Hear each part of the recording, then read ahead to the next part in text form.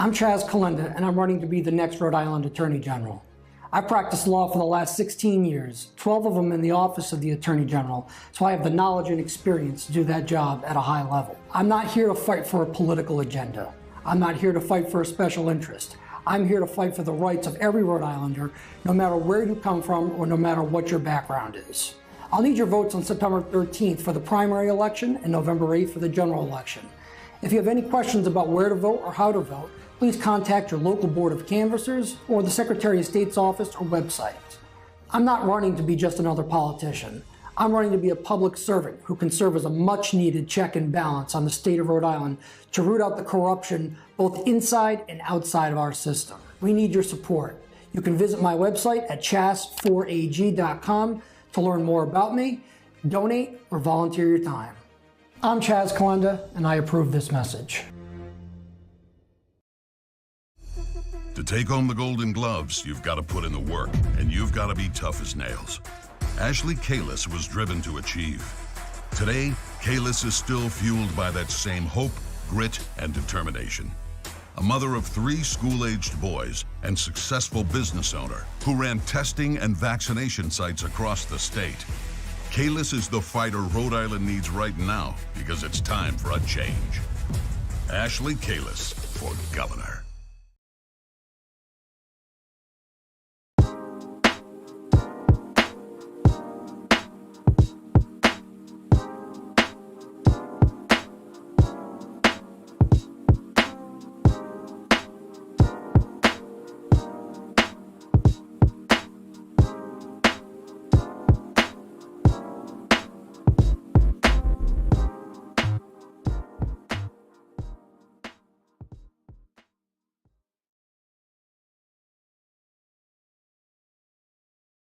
Welcome, everybody, to another edition of Eyes on Pawtucket. We're with the Coalition Radio and our favorite host, Pat Ford. We got Lynn Turnelli in the house. And we'd like to invite you guys to check us out. We're on YouTube, and make sure that you check out some of the local sponsors, which you would have seen playing before we came on the air. And don't forget to thank Pat Ford for all that he's been doing all over the state. I know that we haven't been on for a little bit now. So for those of you who end up watching us after we're live, welcome on. And we're here for you guys to give you some updates on what's been going on with our favorite city, Pawtucket. So I'm going to let them introduce themselves, although I already kind of did. But go ahead, guys. What's up? Lynn, why don't you go? Oh, it's been a minute and a few seconds. I'm glad to be here tonight. I know that we have a lot of things to discuss. I know that tonight will be more of a short reintroduction to the show so that we can get some things out there and let you know what we're going to be talking about. Excited to be here. How about you, Pat? I'm thrilled. It's been a crazy couple of months. For the last 2 or 3 months, you've got 2 competing dialogues from, if you will, my side of the round table here. You've got Officer Dolan, who, since we last spoke, has been involved in a couple of hijinks, and I'm being facetious. His court case actually is on the horizon. It's the final trial, if you will, is in just a few weeks.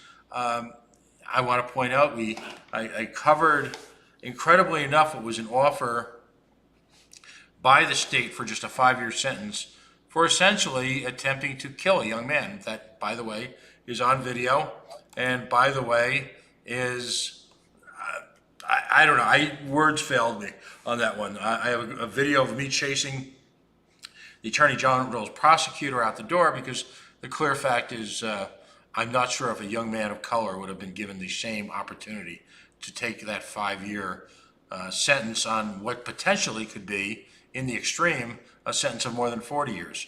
Incredibly enough, Officer Dolan turned it down. And then we get to, and we'll talk about in a little while, the continuing soap opera, AKA Tidewater Landing, AKA $10 million, from that's supposedly going to bridge the gulf in this desperate inflationary spiral that has taken away our boy Don's, little dream. And, we'll get into that tomorrow night is how can I put it? Tomorrow night is what may be the final countdown. Tomorrow night is the town council meeting. Folks like myself will be given a whopping 3 minutes to talk, and we'll see where the chips fall. That's where I've been focusing on. I know folks have a lot more irons in the fire, a lot more going on in terms of criminal justice situation, ongoing issues with the Pawtucket Police Department. I'm exhausted by what I cover. I can't even keep up with you guys. So Yeah. that's where I'm There's been a coming lot from. going on. As a matter of fact, just this morning, I was a little bit disturbed because we had an incident in Fairlawn where there was, I guess, a fugitive on the loose, armed or whatever, and no press conference, no police, no public safety director letting everybody know or alerting the neighborhood. Lynn lives in that area, and she didn't even know until it showed up on Facebook, which is a little disturbing. But it just goes to show a lot of the things that's going on right now with Pawtucket operation of this administration is all about them, and then they wonder why a lot of us in the community who notice some of these things are so loud about it, because some of the stuff that happens in the city is so disturbing that you can't help but say it. Because my only wish is that everyone who votes in this city starts to pay closer attention. People who live in Pawtucket tend to like being here because of its diversity, right? Everyone gets along, children in schools learn about each other's cultures and stuff. And I think this election coming up is going to be very important, especially because of all this Tidewater stuff going on. That people have to be aware of what that means for the rest of the city. It only means gold to Donald Grubbian, the Right, mayor. And it right. doesn't mean that much to anybody else in the city. I don't understand how people are just falling for this. And like you said, yes, there will be a city council meeting tomorrow. And don't be surprised if the president of the council already has his mind made up and doesn't allow people to speak on it like he's had done before with the Poor Sox. Doesn't want to hear it. It's almost like they have these backdoor talks and they already have got their mind made up.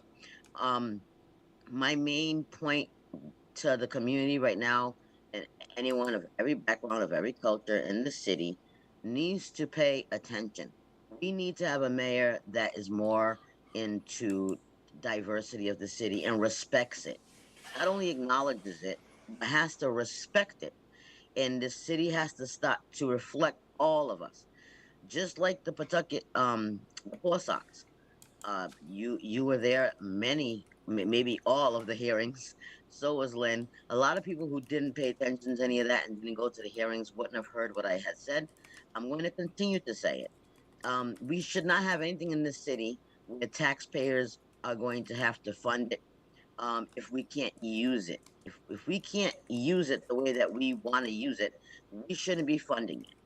I was under the impression that we'd be able to use this one more, right? The Tidewater, but apparently, from what I'm starting to hear now, things are changing where it's going to be so privately owned that we won't be able to get any use out of it. So I'm not understanding why anybody thinks, as a taxpayer, why do you want to fund something and not look into where this money is coming from? They're asking for another $10 million. I want to know where that's coming from. I've asked several council members where that money's coming from. What budget is being cut for that money? And no one seems to know the answer. I'm hoping tomorrow that could be discussed, which they probably won't say anything. But I've asked the governor on a number of occasions where it's coming from. I think you guys have seen the videos. I get the circular firing squad / logic / no one will just simply say. And again, I sent an inquiry by email to the entire town council. Only 2 town council people were kind enough to respond to me, which is grotesque. Which is, I don't, when you work in the media, you're not supposed to do public comment. But I'm going to say tomorrow night, as part of my public comment, that these folks have refused any comment, any specifics whatsoever on the actual plan. And that's near criminal. I think it was you folks filled me in. What was it, a year or so ago, a year or two ago, there where they actually had to borrow money from the school budget surplus in order to keep. $1.3 million the city borrowed or took from the school budget, thanks to Jay Chavana, the school committee president. He agreed to it, and obviously he stepped down not too long afterwards. Not sure why, uh, but yeah. So if we're borrowing from the school committee for just to help the city run, I mean, now we need $10 million. So where's that coming from? If we didn't have $1.3 million to run the city, you had to borrow off the school. Um, Now where do you think 10 million is coming from? I mean, unless there's a secret stash that we don't know about. The tower was supposed to be fixed at 5.2. We voted that in. I'm not sure if that money came in. Maybe they put it aside for something like this. We don't know because we never get any closure to anything that has been discussed before or approved. We just approve it and then the money just disappears. How's So how's that? we don't get any type of explanation either. So, and when you mentioned the city council public input, I've questioned as to why that is even necessary anymore. They don't listen to what we have to say. They don't respond to what we have to say, nor do they put any of it on the next agenda to be discussed. So we can go there and ask questions and pour our hearts out about what we think about what's going on in the city and what needs to be done, but we'll never get an answer, just a stare. You know what I mean? Go ahead, Lynn. Sorry. No, that's okay. A couple of points there. I'm sure back when, McCoy Stadium was built, everybody was thinking, wow, big stadium, it's going to, there's going to be so much development around there. Take a ride by McCoy Stadium. What kind of development do we really have? There's nothing. There is a big stadium now that's empty. Um, the other the other point I wanted to make was we've been waiting for a fire station in Woodlawn. I'm hearing so much about Tidewater and people making money while we have our citizens, our taxpayers, risk, at risk in Woodlawn because we don't have a fire station. And this all goes back, and I'm just going to go back to Pat's point in the beginning about Dolan. I warned them about Dolan. Now, take it how you want. The police can be all butthurt because I was talking about Dolan, but wouldn't that man be better off today had Tina taken some action back then and taken him aside and see, to look to see does he need some help? Internal Affairs ignored it. Mayor Grebian ignored it. The council ignored it. I mean, I can list, numerous people that ignored the problem. And when we ignore the problem, this is what we have. We have a police officer out of control and going and shooting an innocent kid. So, but this seems to be the norm of this administration. They ignore, and then something balloons, and all of a sudden it's well, where are we going to get the money from?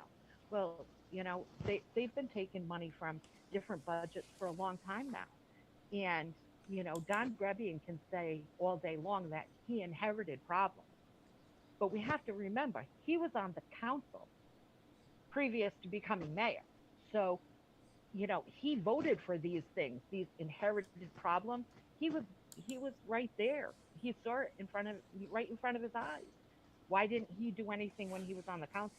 He's doing as much now as the mayor as he did on the council. And all these inherited problems are going to be the problems of the next mayor. And I hope that September actually brings us a new mayor.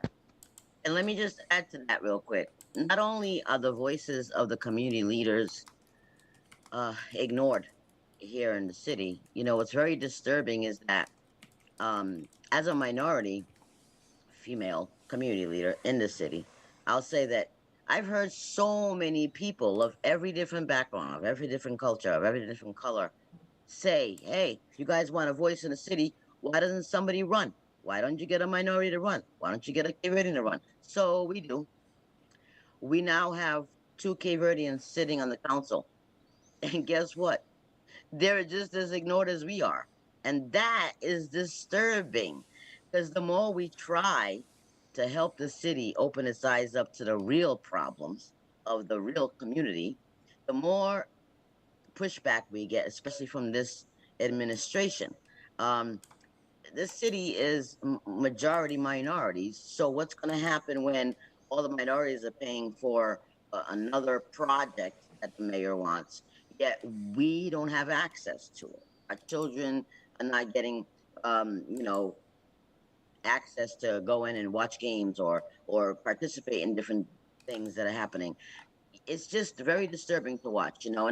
I'm bringing this up only because I've made such a big deal about it.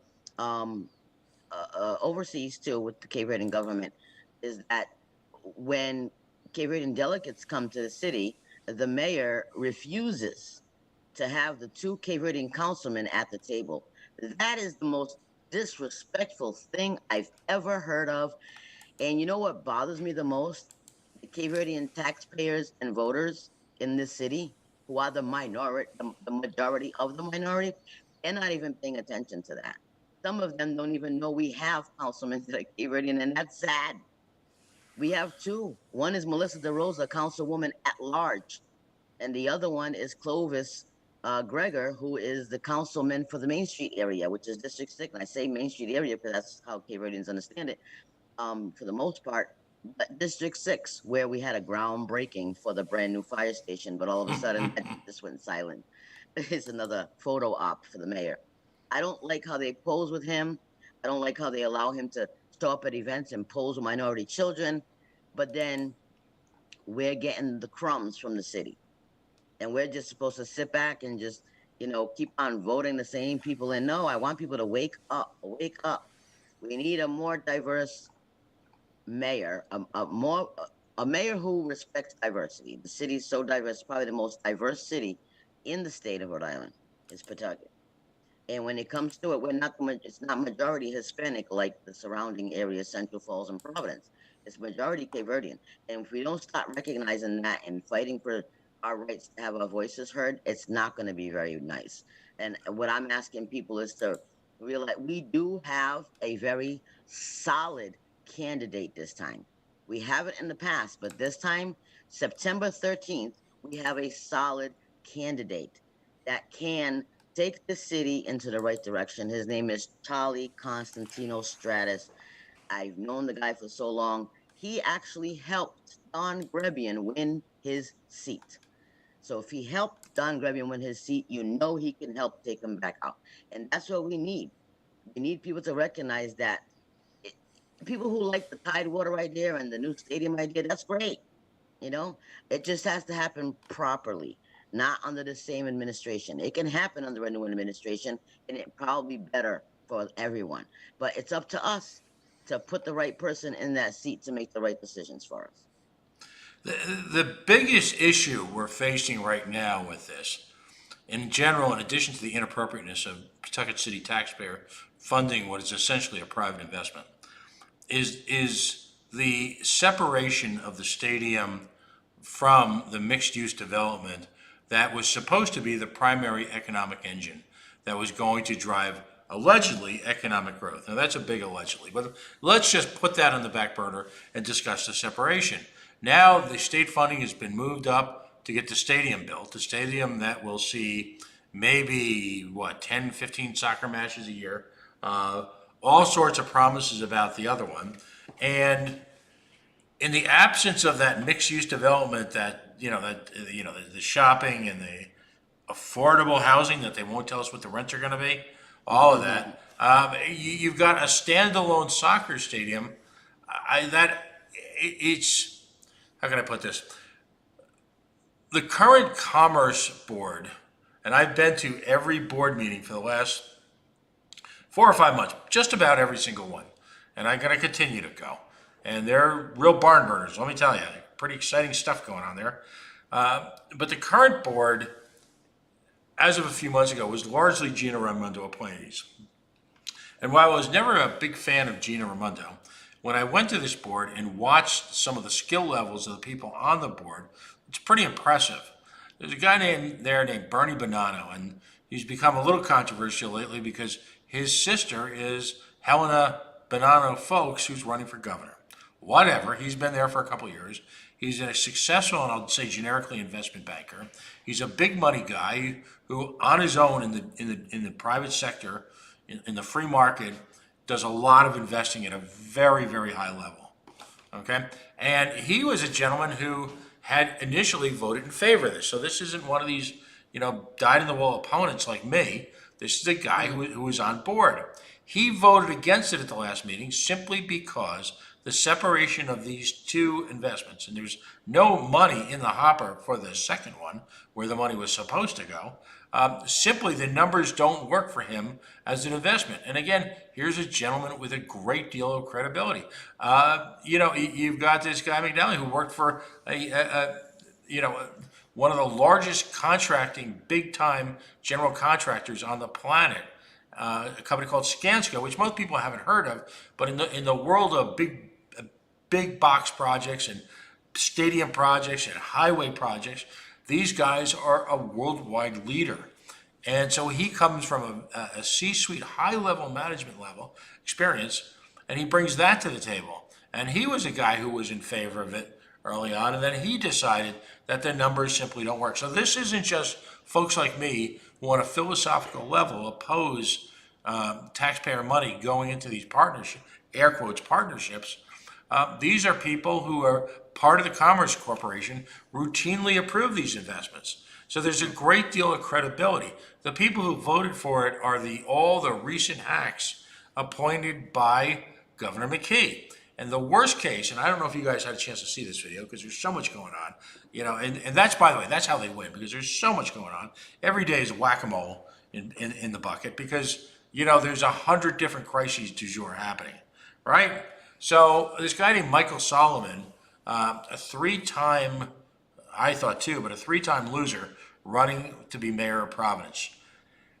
Famous in some circles for having destroyed one of the best rib joints in the state, a place called Wes's Ribs over on Dyke Street, over in Oneyville. I ran into him on the walk inside to the Commerce meeting a week or so ago, whatever it was, where they approved this investment. And he admitted to me, and I stand by this, he admitted to me that he had not seen the project before. So I walk into this meeting thinking, okay, here's this guy, for whatever reason he was appointed, that he's going to step aside and not vote on this, despite, by his own words, and he denies it, but he also won't go on media to deny it, right? By his own words, had never seen this before, thought it was okay to vote on what ultimately would be something along the lines of a $500 million project. Huh? Right. Because what? The fix was in. The other person was the head of the Blackstone Valley Chamber of Commerce, lovely woman, obviously an intelligent individual, but no experience whatsoever in these type of projects, just none. And so she, without even asking a question in public sessions, she voted for it because, that's where her marching orders are. So you've got folks, literally, the lemmings are running off the cliff, and the people who are going to suffer are not going to be them. They're not going to be the business people. The people who suffer are going to be folks who live in neighborhoods, ordinary working folks in Pawtucket. And I don't know if it's exhaustion, Chris. I don't know if it's just people are just overwhelmed, between the Rona and all the nonsense that goes on in Pawtucket and just trying to make a living, right? Feed your family. I think people are exhausted by it, and they just don't have the time to understand what a complete and utter fiasco this is. But that's my take. So I haven't been to any of the hearings for this in particular just yet. I've been a little bit busy. I have two separate questions for you, Pat, and I'm not sure if you can answer them, but I know you've gone to most of the hearings. One thing that I'm hearing a lot from the community, I've actually spoken to a councilwoman about both of these questions I'm about to ask you. One is, where is the parking going? Because I don't see anything in the layouts that I've seen so far. I don't see a parking lot, and a lot of people in the community are starting to question what's going to happen to our side streets. I live nearby too, and I'm wondering, that was one of the questions. I don't know if you've heard anything where the parking lot's gonna go or whatever. The second question that I've spoken to a couple of council members about, that's a little bit in the ear, is because I thought I heard this, and I'm not sure, that Senator Sandra Kano, who also is, I guess, she runs the project that's going on here in Tidewater. Um, did she say at the hearing, which got them to kind of vote yes, that the council in Pawtucket was already on board with it and was already promising to give them the 10 million? Because I thought I heard that, and I spoke to several council members, and they said they had no idea. They didn't agree to anything before she made that statement, and that could have been a little bit concerning when it comes to you know, directing the people who already voted it through the wrong direction, because she claims that the council was already on board. She did claim the council was on board. I'd have to check to see if they'd already agreed, if she specifically said that the $10 million was all set. They had not agreed to it. The two of the council members at least have no idea what she's talking about. And they don't even believe me that she said it. Yeah, no, I've listened to video. I have the videotape up there. I taped these entire meetings so that people can go back on the record and do so. So I think what I'm going to try and do tonight is put together a quick playlist. Again, the problem is the bums rush is on, and they're hell bent to pass it. And I think the only real hope that I have this is stopped is that there was a wonderful piece done by WPRI today about pointing out in very clear terms how the taxes that are coming in from this are not going to support the investment. I think if they look into their hearts, and again, they've zoned me out. I might as well be as Charlie Brown's parents, right? Wah, wah, wah, wah, wah, wah.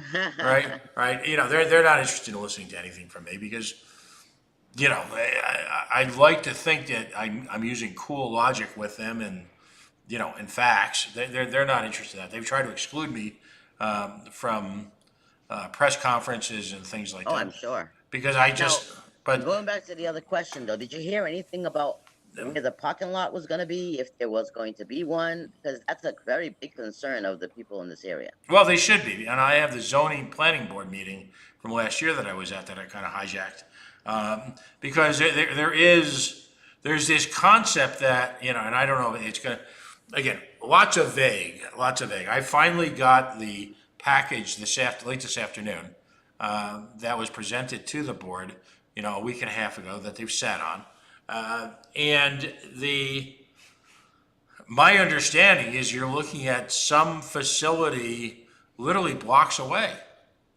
And maybe they'll have temporary use of land that they were going to put the mixed-use development on, but it's there because there were two issues with that. Number one, how much neighborhood traffic you're going to get, and number two, there's this notion that people tromping through the neighborhoods, all right, are going to, I don't know, spend money elsewhere in the community. And when you look at how physically far it is away from downtown Pawtucket, it doesn't make any sense whatsoever. There's right now there's no planned, and there's no what they call ancillary development.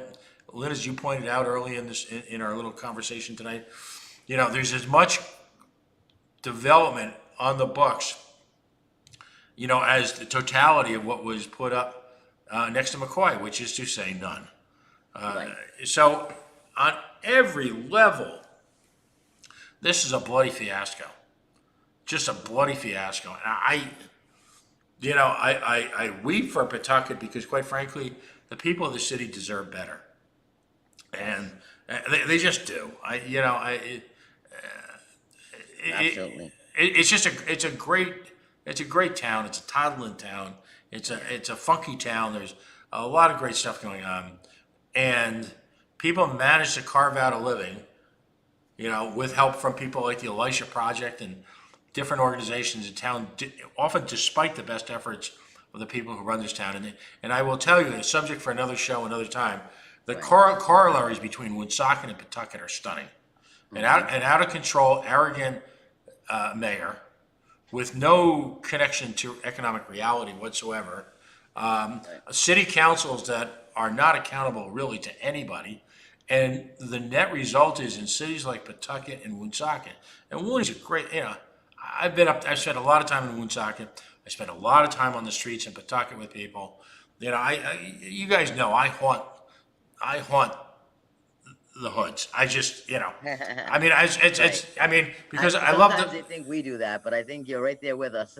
No, and listen, you guys are connected at a level to the community that I could never hope to get, and I hope you guys know I'm profoundly grateful for that extra connection, that extra little juice, that extra little charge that you're able to give me that, quite frankly, I could never get on my own.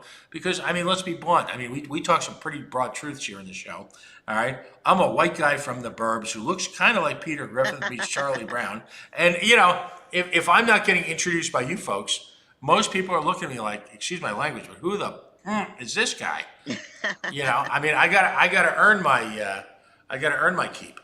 And so, it's if it wasn't so tragic and there weren't so many lives and talents and children and futures diminished by all this crap, it would be funny, but it's not because of all of that.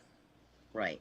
And I'm going to go back to what Lynn had pointed out, about the fire station. So Lynn, they had the huge groundbreaking, right? And they had the councilman over there, and they had the shovels and everything. So have you heard anything? What do we know about that? Was that just a photo op, Lynn, or what's going on with that? Well, I haven't heard anything about it. And, before we go on to that, and I do want to get back to that, but, we talk about photo ops. You don't see Don Grabian really out on the streets until it's election time, right? So the other day he was out and he was giving out lemonades to the kids, like the kids down at vet school who were getting cooled off in the pool. And, he was out there, doing his good deed of, because it was so hot, he was giving lemonade to children. And Well, did we lose Lynn? We might have. I don't think she went on mute. Yeah, she has a little scratchy mic. Let me jump in for a second here, while we wait to try and get Lynn back on the air. really genuinely felt that way. Lynn, we lost We you lost you for a few minutes, Lynn. Why don't you no worries, restart. If Don Grabian really cared about people staying cool and safe, he wouldn't have been out giving lemonades to the children that were keeping cool and safe. He would have been on our streets, finding our homeless and giving them cold bottles of water. He doesn't care about our community. And, Christine and I see it all, and we know where our community is at. And our community is not going to be able to afford the prices that they're going to have to charge in order to use that stadium. And that's, I guess, where I look at like the reality of it is we're going to be used for the betterment of this group, and our community is not going to reap any kind of a benefit from it. Right. I was about to point out, I was actually at the fire department groundbreaking, much to the delight of the mayor. And what did we lose? What did we lose? Good. Keyshawn, you're there? Yep, we're here. We're good. Okay. Good. Okay, we're all back. Technical difficulties, folks. So I was there at the groundbreaking, and I filmed it as usual, and it's up there on the web. So if anyone's interested, let me know. I'll reshare all these videos. At the time, I got to meet the gentleman from the general contractor who was doing the work, and at that I asked him if he would send me a work schedule. Not trying to hold him exactly to it, but just to get a rough feel for it. And he kind of nodded my direction and then continued his conversation with somebody else. I emailed it a couple of times and left phone messages, and just completely ignored.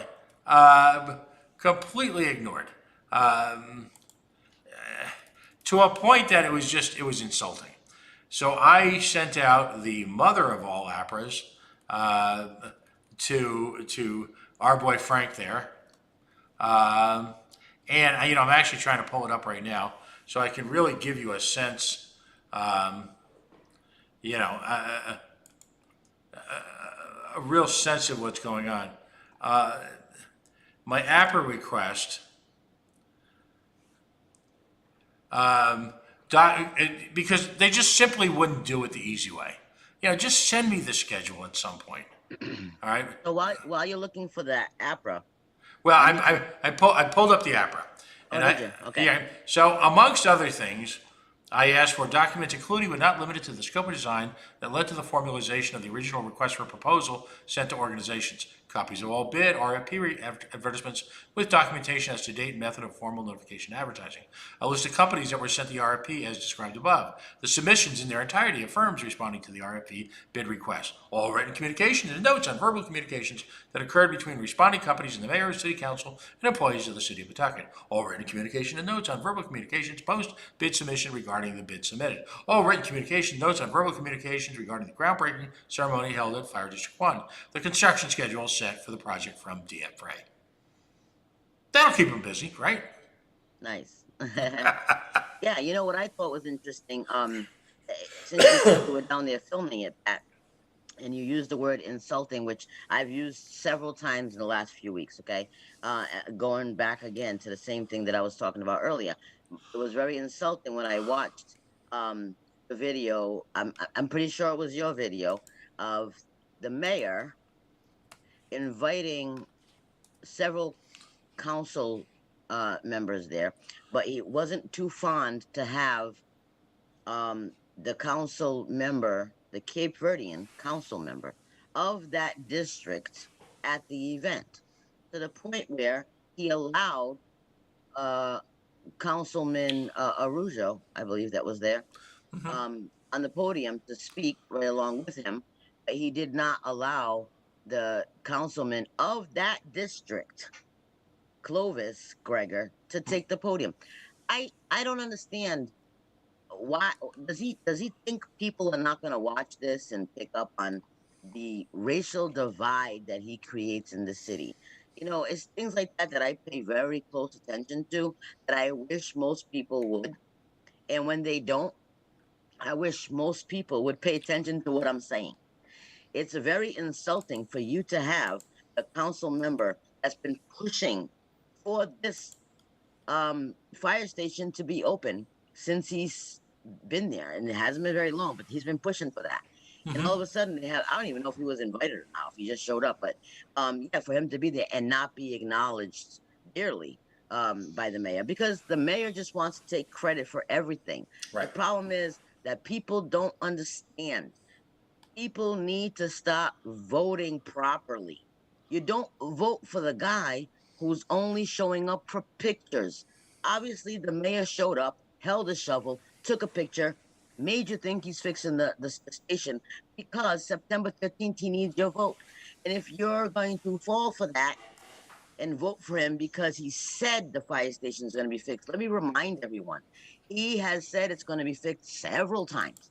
As a matter of fact, how about we remember that he is the idiot who shut it down in the first place? Why are we now paying attention to him pretending that he's going to open it and fix it back up? He shut it down. He's had it closed all this time.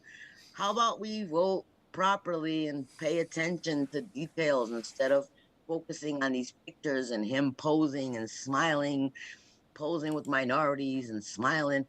I'm over it. And everyone else in the city should be over it.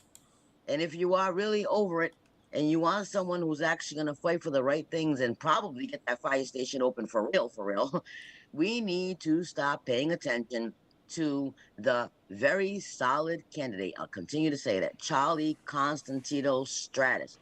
Charlie Stratus, he's been in the community. Everyone knows him. His family, operates out of the second house of pizza on Division Street. Everybody knows him. If you guys want a lawn sign, inbox me, inbox him, Charlie Constantino Stratus for mayor. He's on Facebook.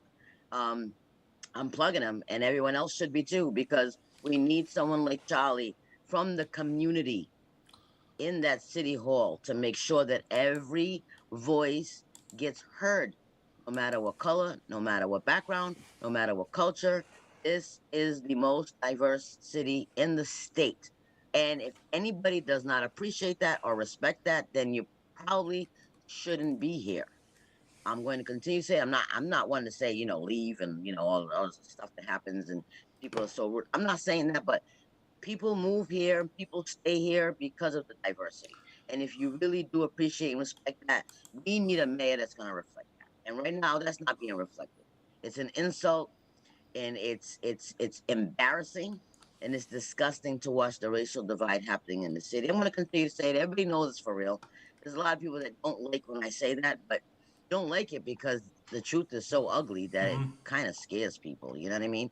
So again, if you guys want more information about Charlie, as a matter of fact, me and Lynn have talked about this. Pat, we might invite Charlie on the show for the next session, so people will get to know him and get to ask questions live. That sounds wonderful. Let's do it. Let's give him the oxygen he needs. We know that the area newspapers aren't going to do it. The media Right. that is Pawtucket based, well, the media barely exists. I mean, it's you've got a out of town newspaper that pretends to cover Pawtucket, but is really Right. nothing more than a press release machine for the administration, and then that's it. Exactly. There's nothing else going on. So I'm not sure what to say to people anymore. Tomorrow night's a big night. If we're going to play this in the morning, if people can show up to the meeting, engage in some smart public discourse, maybe there's a chance this gets reversed and we start moving Pawtucket into a new generation, new mayor. It's time for a change. I mean, no one, quite frankly, regardless of performance, no one should be mayor or in public office for this kind of time that he's been, and certain council members. There's no one person is that valuable. You need fresh blood. You need fresh energy. This is a city, as you pointed out, that's minority majority. Folks in different communities start to need to be heard, and Yeah. it's just simply not happening. And the few people that come from that community that actually work in the administration, I'll say it, are largely sellouts. And Sandra Cano, she can point to an ethics commission ruling that says it's appropriate for her to be a commerce director for the town and also serve in the state senate. Well, newsflash, for the record, this might surprise you, but I actually served on the committee that reinstituted, if you will, procedures for the ethics committee and in how they should be behaving and handling issues like this. And I will tell you, so I actually served on the committee. I was part of the group, the working group. There was about 25 or 30 of us, as I remember, who reinstituted ethics laws in the state of Rhode Island. And this was not the spirit. I mean, there's absolutely no reason, with the talent levels that are out there, there are people, to be blunt, and I'm referring specifically to some of the statements she made at the last Commerce Corporation, the statements she made in terms of how tax incentive financing districts work. She, quite frankly, does not have the competence professionally to do this job. And there are lots of other people who you can hire for that salary who will come in with outside real world experience, who are not, essentially appointed hacks for an administration, who will bring real skill sets. And quite frankly, what the city of Pawtucket needs is fresh blood on that level. They need folks who are going to bring success and experience from other communities, as opposed to being a walking billboard for the mayor. And it's appalling that she is engaged in the type of behavior that she has. It's embarrassing to listen to her at meetings. And, this isn't, for the sake of anyone listening, that guy Pat Ford's a bully. This isn't anything I haven't said in a polite tone of voice directly to her. All right? And I will continue to say it directly to her every time I see it, because she is devastating the city of Pawtucket. There are lost opportunities every day because of, quite frankly, her incompetence. Needs to be said. Has that been addressed with the ethics? Yeah, no, the ethics board gave it the stamp. I mean, that's how it works in this state. And regardless of whether or not it's okay to do it, just because something might be technically okay, doesn't mean you should. And the city, the late great Vincent A. Buddy Cianci had a saying that the city would engage, Providence would engage in intergalactic search, which meant they didn't do any searching. They went as far as, I mean, let's be blunt. The city of Providence, the economic development director is Keith Stokes, who is a solid historian, got a lot of talents. He's also the individual who brought you 38 studios. And so literally, because God forbid that there mustn't be anybody else on the planet who is willing to take a big paycheck to do economic development, we had to retread his tired ass. All right. And again, it's a competency issue. It's nothing personal. He simply does not have the skills to do the job. Sandra Cano is probably a wonderful mom, a nice person to her friends, does not have the skill sets necessary to do the job. There are competent people out there who will take that job and run with it and do great things for the city. And the word on the word on the political parkway is that she is being prepped to run for the mayor of the city. This is where I ask people: pay closer attention when voting. Pay attention before. Pay attention afterwards. If indeed she's being prepped to run for mayor, maybe the next election or whatever it is, you can already see she will lie to get her way and help the mayor get the stadium in here so that she can inherit the props of doing so. I don't have any respect. Like you said, Pat, I'm going to agree with you 100%. She's a great person. She's a great mom. She's probably a great friend. She's probably a great daughter, everything else. But when it comes to this, especially the mistake she made with the poor sock stuff, there was conflict of interest there. Now we're seeing it once again. When you're a great person, but you get into politics and you stop playing politics and you become a politician, two different things. I have respect for her as a person, but when it comes to politics, you're already trying to fool people. I do not respect the fact that she would go in front of the Commerce Committee or whatever it was and lie, suggesting that they already have the approval of the council, unless there's a backdoor deal already been done with President Moran, which I can see happening because usually he just pushes things through and fools the new people that they're supposed to vote a certain way. That's why we need to get rid of this administration. We need to clean house. Even the council. Let the new people learn the right way of doing things instead of being taught the wrong way of doing things, the sneaky way of doing things, and allowing Sandra Cano to sit there and speak on their behalf in order to get a vote to sway, on a state level. That is disturbing. Like I said, I've asked several council members, and they never made a promise. They don't remember hearing anything about it. So for her to speak on their behalf, shame on her. Shame on her, because she wouldn't have allowed it to happen while she was city council at large. She wouldn't have allowed anyone to speak for her. So why is she doing that now that she's not on the council anymore? It's very disturbing. But again, when it comes to voting and politics in the city, it's very special. Pawtucket politics is special. Let me use that word. It's sneaky. It's dirty. There's nothing clean about it. Everyone's always doing something shady, and it's time for us to clean it up. And it's the funny thing is, me and Lynn were having a conversation earlier, and she made me laugh because I'll let her tell you, Lynn, what you said about we don't have to worry about the police union voting. What was that? Oh, we don't have to worry about the police. They have their opinion about, whether they want to keep Don Grebian or move on to Charlie Stratus. We don't have to worry about it because none of them live in Pawtucket and can vote. So we might as well, it doesn't matter. It doesn't matter what opinion the police have of, our police chief doesn't even live in Pawtucket, which, you don't see her in Pawtucket anyway because she's the invisible chief. But, you know, you, so I don't think that it matters whether they like Don or don't like Don because they're Yeah. not going to be able to vote for Don. I thought that was cute. Most people want the police support or the fire department support. In Pawtucket, I'm telling you, it's so particular, Pat. Pawtucket is so backwards. It's so upside down. It's like a circus here. The fact that the police opinion on who should win doesn't matter. Like Lynn said, the majority of them don't live here anyways. We don't care what they think, so we don't care about pissing them off or not. It doesn't matter. Just like they come here, they make their money, they go back home, and they don't care how they treated us. They just go back home, and like I tell them all the time, you don't like working in a diverse city, go and apply in your own neighborhood. Go work with your own neighbors. I bet they wouldn't treat them half as bad as they treat some of the people here. But that's okay. That's okay because when this administration is brought to its knees and it changes over, eventually that's going to happen.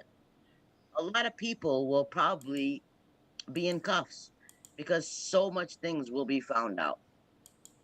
I, And I'll make sure of it.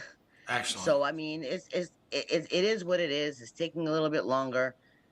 Come on, my message to the voters out there. Anybody listen? He's had 12 years.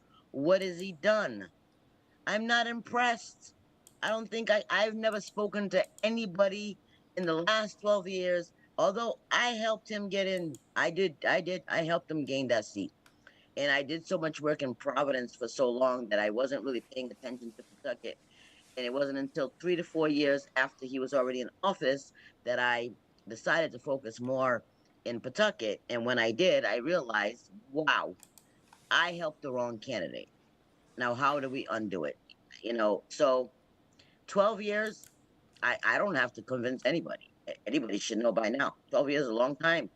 And like Lynn said earlier, he didn't just inherit the city. He was on the council. He inherited his own damn mess. He created the mess and he took it over. So he should know how to fix it or undo it or whatever it is. I don't have no sympathy for the man.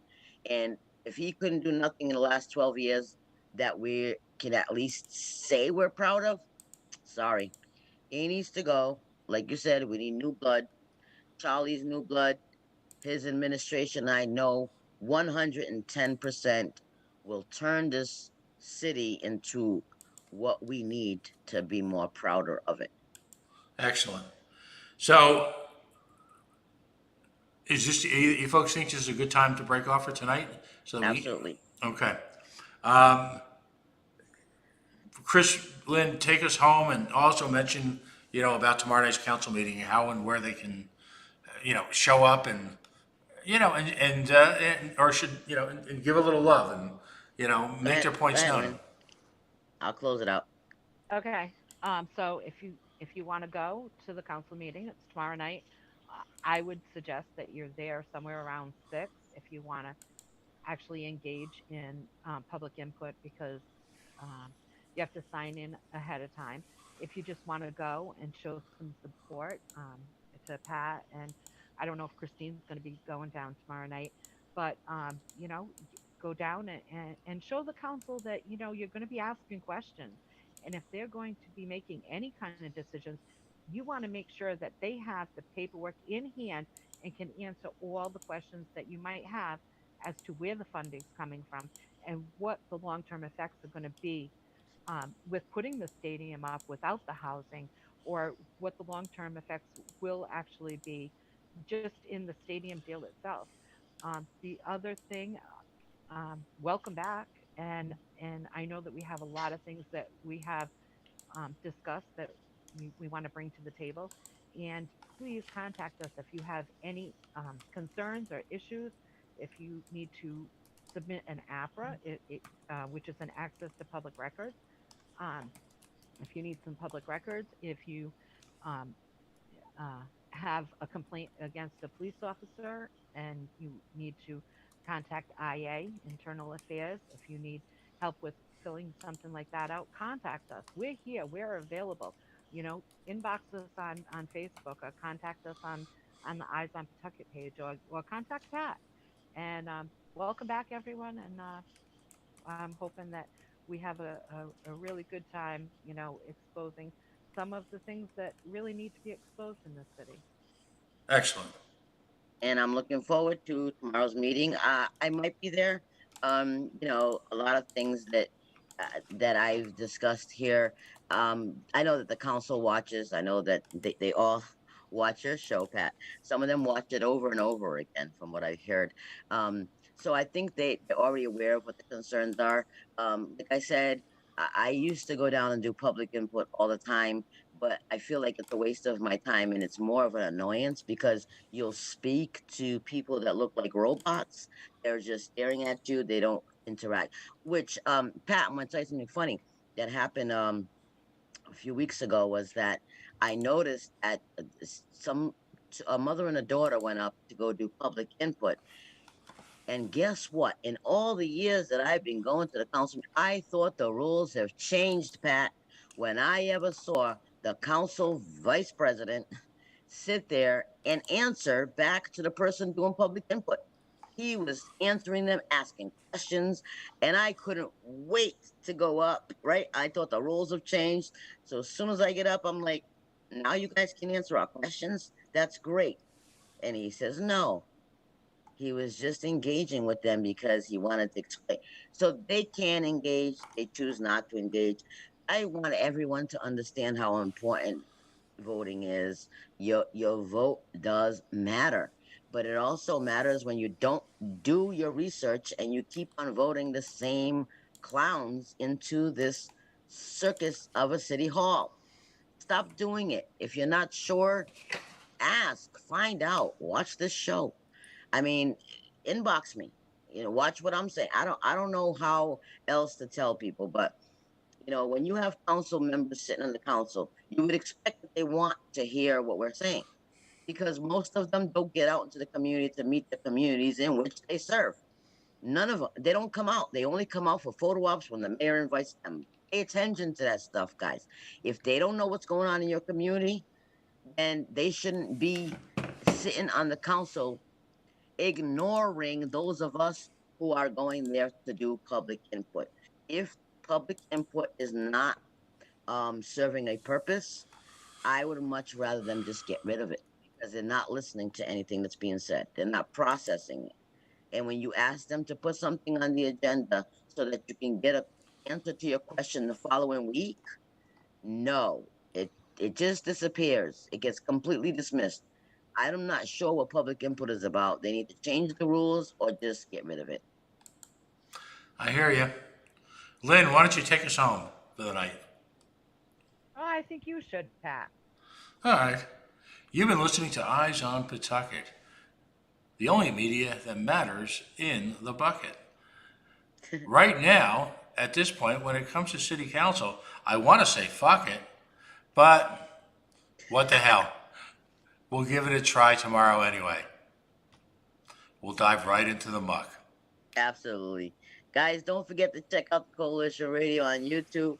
You have to like, subscribe, share this information, because I think that all the voters deserve to hear some of the things that are being said. We bring it to you raw. We tell you like it is. We're not sugarcoating anything. If you want to sit there and believe what all the other ones, the candidates are saying, or some of the ones that are holding office are saying, some of these officials are bullshitting you. Okay, so stop falling for it. Go for what you see. We got our eyes on Pawtucket, so we speak with facts and continue to show love and support to Pat Ford. My boy's all over the place. He's all over the state, bringing you information. If you guys are not from Pawtucket and you're just, you're interested in what's going on in your city, hey, tap into him on YouTube, Coalition Radio on Facebook. He's all over the place. If you have something that you're concerned about, I know I'm plugging you here, Pat. I know you're busy as it is already, but hit him up, send him an inbox, let him know what's going on in your city. Drop me a If dime. it's something that's from Pawtucket, hit us up, because we'll definitely pay attention to it. Once again, you're watching Eyes on Pawtucket, Coalition Radio. We want to say special shout out to our producer, Kayshawn, always doing excellent work. And to all of our loyal watchers and listeners that'll probably watch this afterwards, leave your comments down below or inbox us with whatever your concern is or questions are. And we look forward to having Charlie probably on the next show so that you guys can send your questions in before he comes on. That way we can have him very well prepared to give you the answer that you're waiting for. So stay safe, everybody. Thank you so much for watching and listening. Don't forget to check out the sponsors for the Coalition Radio. And if you want to donate, please hit up Pat Ford, because a lot of the things that he does requires some gas money and food money. And, so definitely donate. If it's anything that I can ask for, I know that usually we do the back to school thing. We're gonna try to kick that up this year, but I'm asking everyone around this time. Election season is coming up. Pat Ford's bringing you the information that you need. He's also allowing us to bring you the information that you need. So donate. Have a good night, everybody.